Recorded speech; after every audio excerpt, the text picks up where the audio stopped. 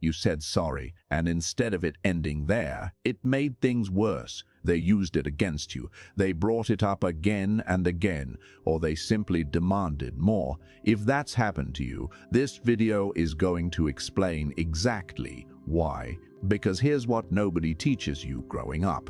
An apology is one of the most powerful things you can offer another person, but only when it's given to the right person. Given to the wrong person, an apology doesn't repair anything. It hands them a weapon, and they will use it. Welcome back. Today we're talking about 5 specific personality types you should never apologize to.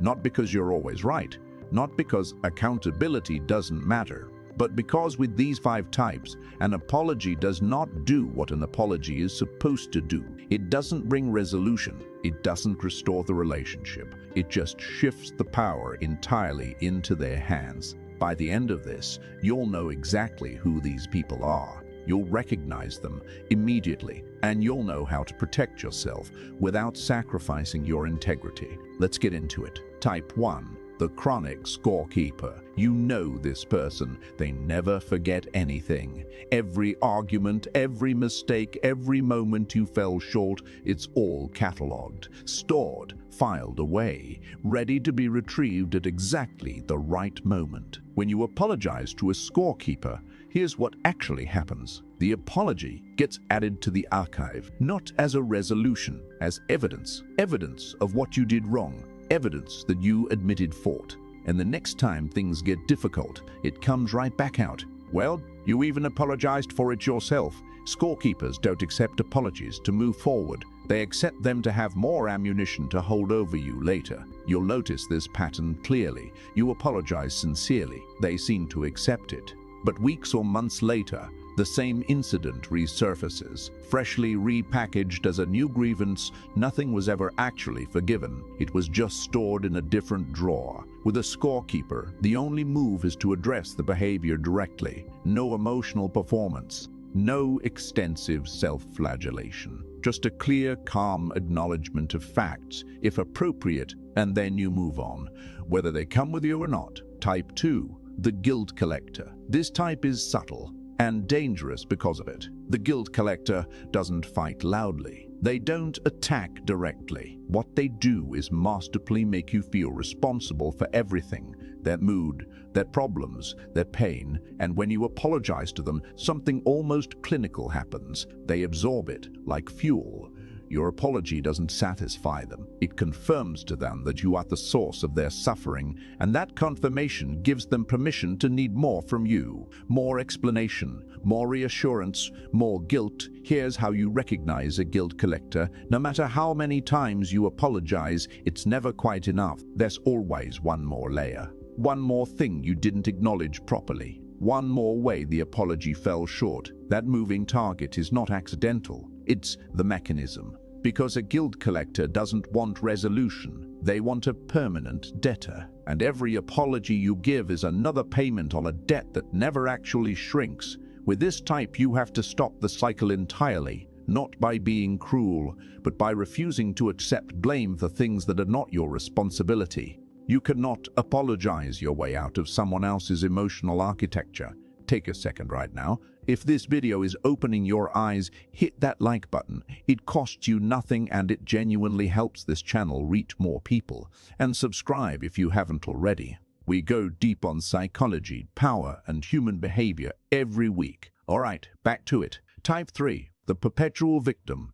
This personality type has built their entire identity around being wronged. Life is always happening to them. People are always mistreating them. They are always, without exception, the most injured party in any situation. When you apologize to a perpetual victim, you don't bring balance. You confirm their worldview. You become the latest entry in their long personal history of being hurt by others. And that story, their story, is something they protect fiercely, because without it, they have to confront the possibility that they play a role in their own experiences. And that is something a perpetual victim absolutely cannot do. Here's the pattern you'll see. You apologize. They accept it dramatically. But the story of what you did gets bigger over time, not smaller. It gets told to others. It gets embellished.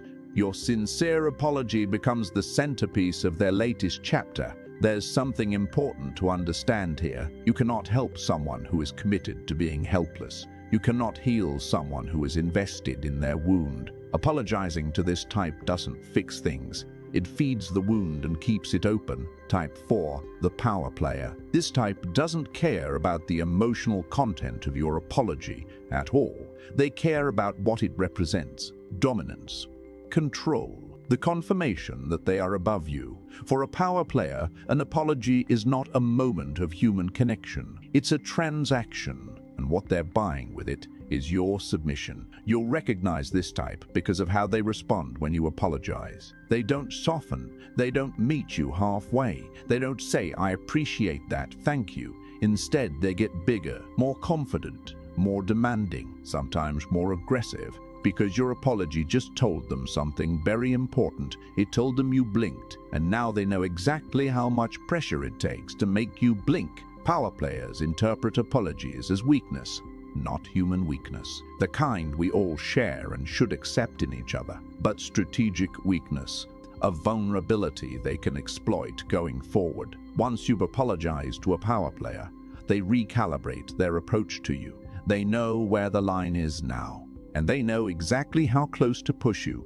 With this type, composure is your only real tool. Stay level, stay clear, stay factual. Give them nothing emotional to grip onto, because emotion is the door they walk through. Type 5, the manipulative forgiver. This is possibly the most exhausting type on this list, because on the surface, they seem reasonable, they seem gracious, they tell you it's okay, they say they forgive you, they appear to move on completely. But watch what happens next. Days later, weeks later, the incident comes back. Not aggressively, just casually, slipped into conversation, used to justify a new request, referenced when they want something from you. "After everything I forgave you for, I just thought you'd." The manipulative forgiver accepts your apology the way someone accepts a chip in a poker game. They cash it in later when the stakes are higher. Your apology becomes a credit in their account, and they intend to spend it. The most insidious part of this type is that they're often charming.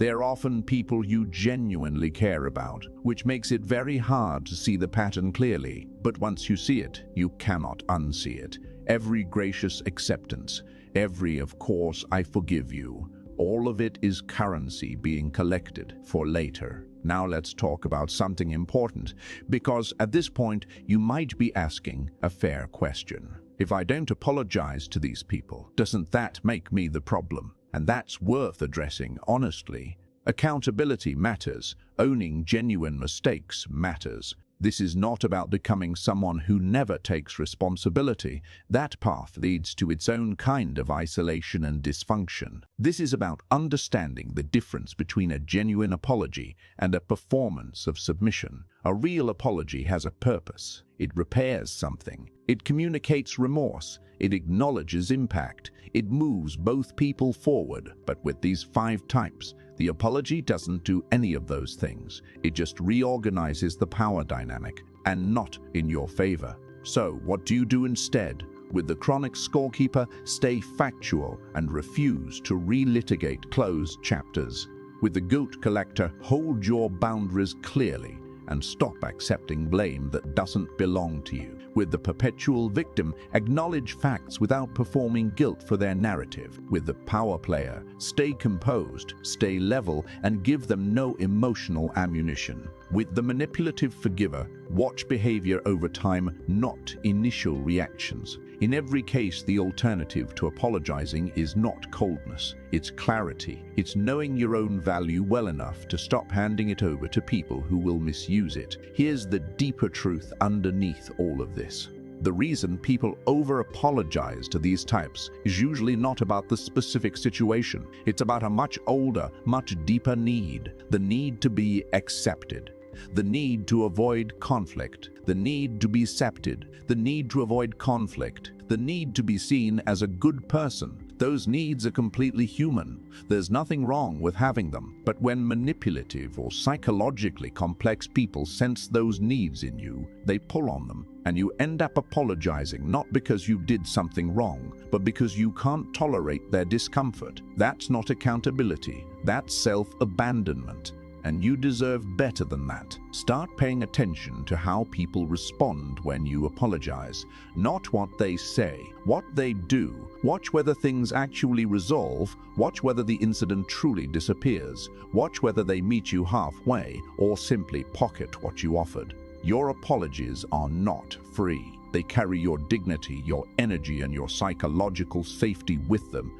Give them to people who will honor that. Protect them from people who won't. That's everything for today. If this one made you think of someone specific, you don't have to name them in the comments. But I'd love to know which of these 5 types you've encountered most in your life. Drop it below. And if someone in your life keeps making you feel guilty no matter how many times you say sorry, share this video with them or watch it together. It might start a conversation that changes everything. For more on psychological self-protection and understanding the people around you, the next video is already waiting. You'll want to see it. Thank you for watching. Know your worth. Protect your peace. I'll see you in the next one.